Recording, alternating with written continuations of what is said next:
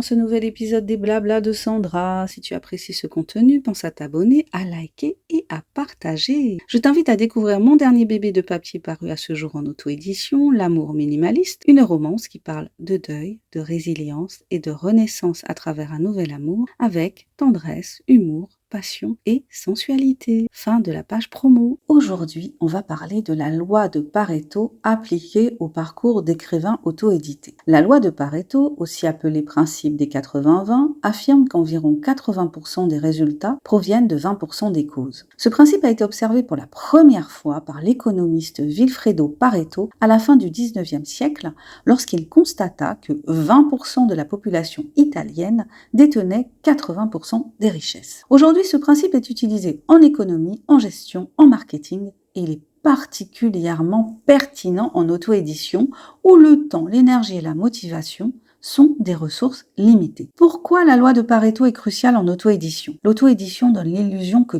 tout est important. Écrire, corriger, choisir une couverture, publier sur Amazon, être sur Instagram, faire des pubs, écrire une newsletter, analyser les statistiques. Résultat, dispersion, fatigue, découragement. La loi de Pareto rappelle une réalité vérifiable empiriquement chez de nombreux auteurs indépendants. Une minorité d'actions produit la majorité des ventes, de la visibilité et des lecteurs fidèles. Ce n'est pas une opinion, mais un constat récurrent dans les études marketing et les retours d'auteurs auto-édités. Comment appliquer Pareto à l'écriture elle-même ? Chez la plupart des auteurs auto-édités, 20% du temps d'écriture produit 80% du manuscrit utile. Le reste est souvent de la sur-révision, de l'autocensure ou du perfectionnisme. Une application concrète pourrait être la suivante. Identifier les plages horaires